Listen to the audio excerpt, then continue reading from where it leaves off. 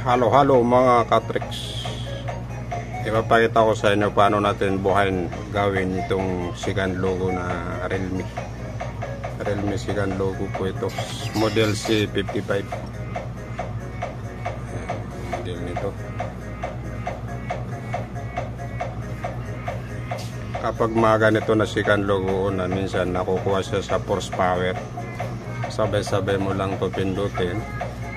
Kapag nag-work siya, kuwasa, pero pangalawa bubuksan mo ito yung kaha nito, aalisan mo siya ng battery. Parang ganun sa Vivo Y11 kung minsan.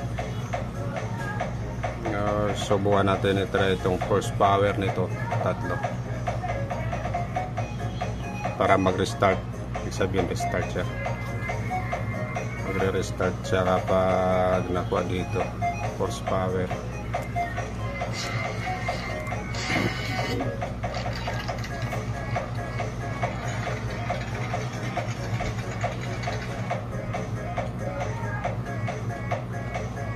Ano lang yan, nag-restart na siya mga katrix.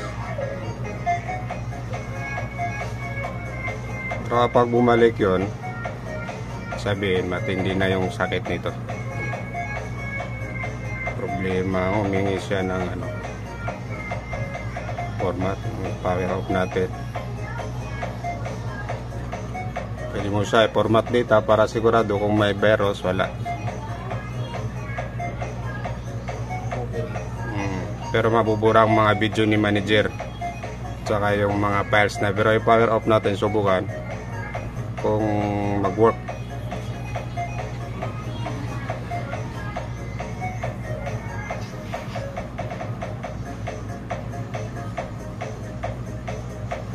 Fire off na siya, namatay, nawala yung Realme.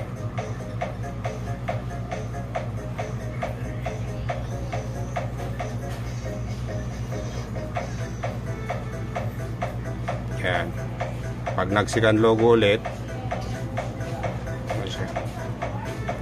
dadaan siya sa reprogram, o kaya mapipilitan talaga na idaan sa format device pag nagsigan logo ulit yung stock.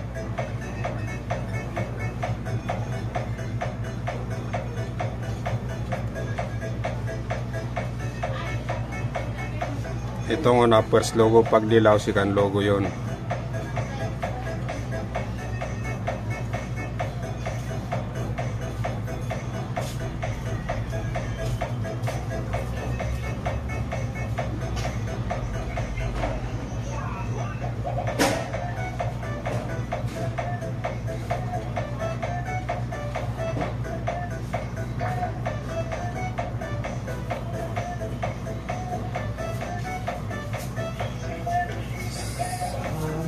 Sama tayo.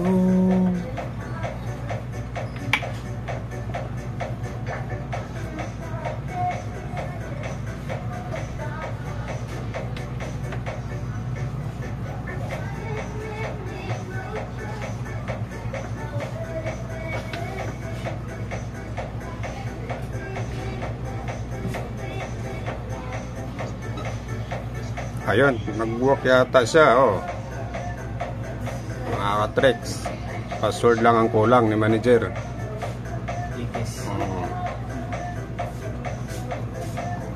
Ibig sabihin, kapag makikontrol kaya ng ganitong model